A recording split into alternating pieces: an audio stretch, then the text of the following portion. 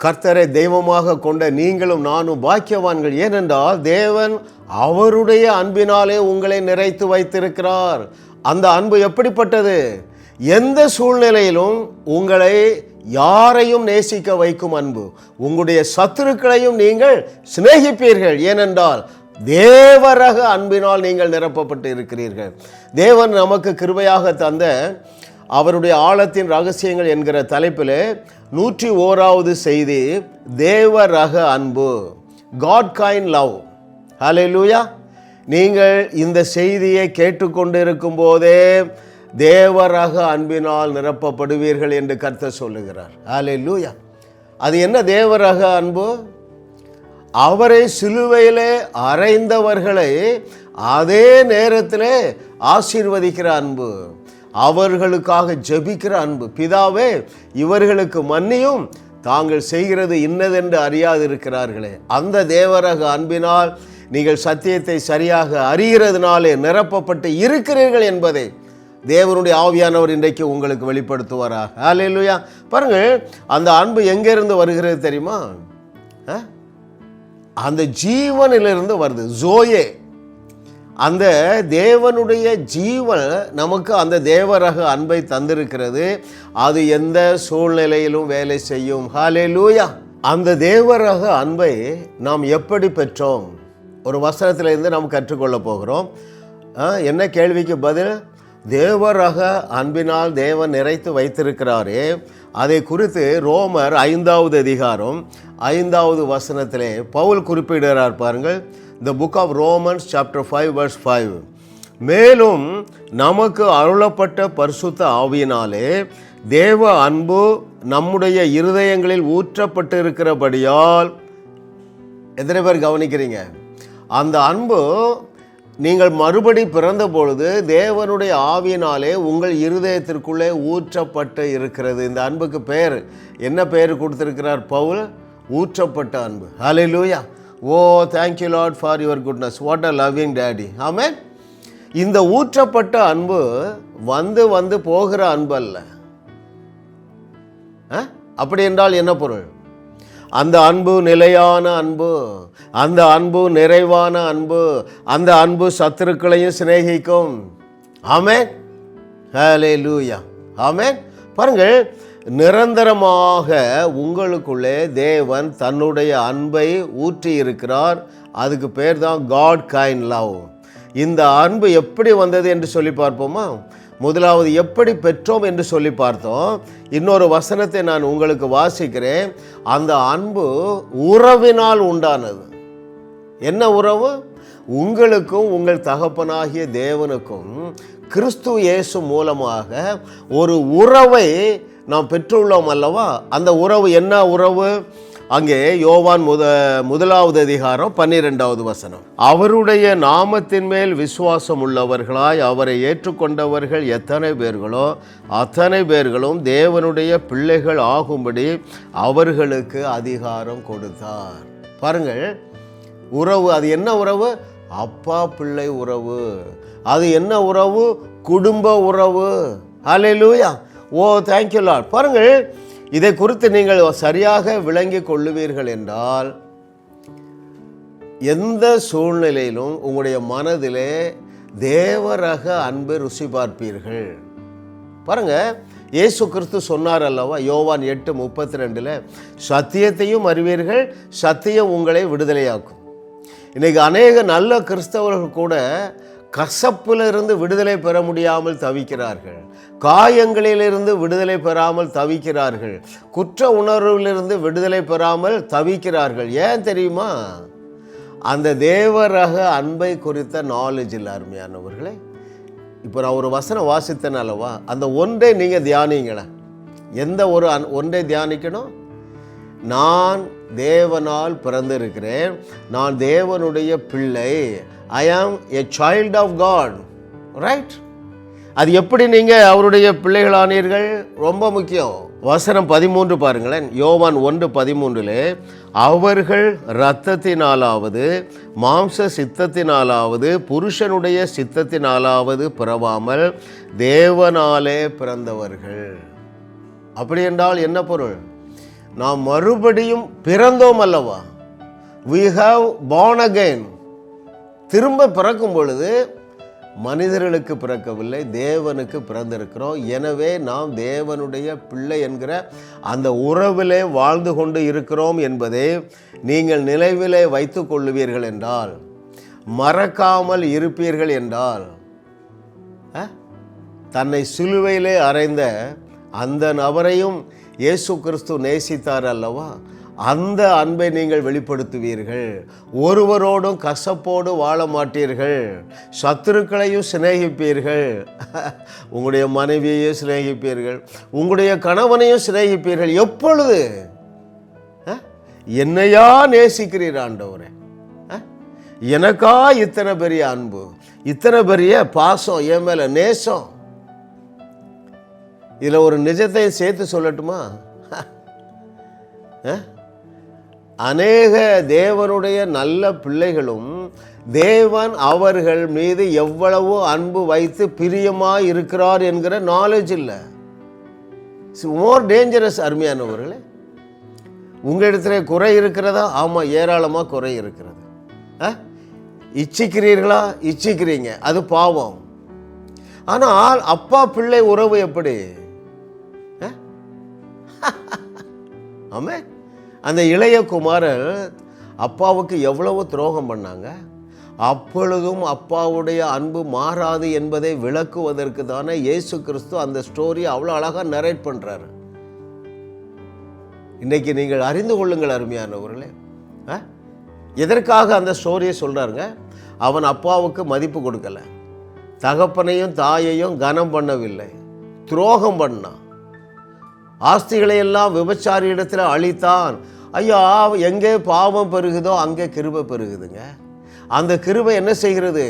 உங்கள் மேலே உசுரையே வைத்திருக்கிறது, உங்கள் மேலே ஏராளம் தாராளமாக அன்பு வைத்திருக்கிறார். இதை நீங்கள் மெடிடேட் பண்ணுங்கள். ஏன் நீங்கள் தேவனால் நேசிக்கப்படுகிறீர்கள்? அவரே உங்களை தெரிந்து கொண்டார், அவரே உங்களை தன்னுடைய மகனாக மகளாக தெரிந்து கொண்டார். அல்லேலூயா. அவர் எப்படிங்க உங்களை வெறுக்க முடியும்? தாவீதிடத்திலிருந்து கற்றுக்கொள்ள வேண்டிய முக்கியமான ஒரு பாடம் அருமையானவர்கள் என்ன தெரியுமா? அவர் என் மீது பிரியமாக இருக்கிறார். ஹல்லேலூயா, ஹல்லேலூயா. எவ்வளவு பிரியமாக இருக்கிறார். சிலர் நீங்கள் சொல்லுகிறீங்க, அங்கிள் அது உண்மையாக இருக்கலாம், ஆனால் என் மீது அவர் ஒரு 50% தான் என்னை நேசிக்க முடியும். ஏனென்றால் நான் காலையிலே சரியாக நேர் முழங்கால் நின்று ஜெபிக்கிறதில்ல, உபவாசம் பண்ணுறதில்ல, இதை செய்கிறதில்ல, இதை செய்கிறது, இதை செய்யாமல் விட்டுட்டேன். அருமையான தேவனுடைய பிள்ளைகளே, ஒன்றை நீங்கள் நினைத்து கொள்ளுங்கள். உங்கள் ஆவி மனிதன் கரைப்படாதபடி அவருடைய அனந்த ஞானத்தின்படி அவருடைய ஆவியினால் உங்கள் ஆவி மனிதனை முத்திரை வைத்து விட்டார். நீங்கள் ஒரு பாவத்தை செய்யும் பொழுது அந்த பாவத்திலே உங்களுடைய ஆவி மனிதன் கரைப்பட மாட்டான். ஹல்லேலூயா, ஹல்லேலூயா, ஹல்லேலூயா. அதுதாங்க அவருடைய ஞானத்தின் ஆழம். எபேசியர் 1:13 படியுங்கள், அதை மறந்து போகாதீங்க. ஆமென். அவர் உங்கள் மேலே உசிரையே வைத்திருக்கிறாருங்க. ஆமென், ஹல்லேலூயா.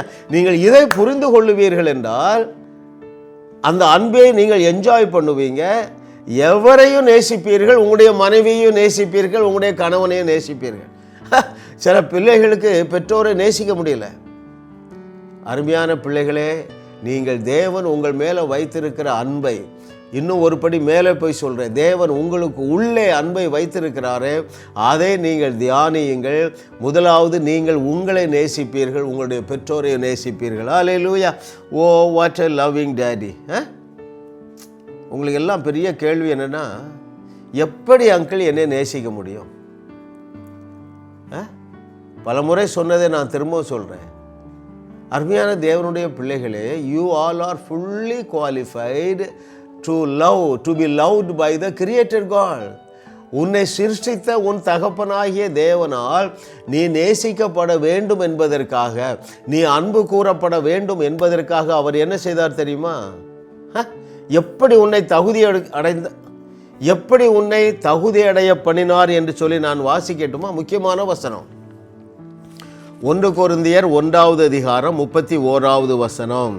The book of 1 Corinthians chapter 1 verse 31. அவரே எப்படி தகுதியாக்கினார். இதை கேட்டுக்கொண்டிருக்கிற அருமையான தெய்வ மகனே, தெய்வ மகளே, உன்னை உன் தகப்பனாகிய தேவன் எப்படி தகுதியாக்கினார் என்றால், அவருடைய குமாரனையே உனக்கு தகுதியாக்கி விட்டார். In other words, he became your qualification. He himself. வாசிக்கிறேன் பாருங்கள், 1 கொரிந்தியர் 1:31. அவரே, இயேசுவே தேவனால், பிதாவாகிய தேவனால் நமக்கு ஞானமும் நீதியும் பரிசுத்தமும் மீட்புமானார். He is your righteousness. He is your sanctification. He has made you perfectly perfected according to Hebrew 10:14. ஐயா, உங்களை முற்றிலுமாக தகுதியாக்கி விட்டார். இதை நீங்கள் அறிந்து கொள்ளவில்லை என்றால் தேவனை உங்களால் பெரிய அளவில் விசுவாசிக்க முடியாது. உள் மனதில் என்ன சொல்லுது உங்களுக்கு?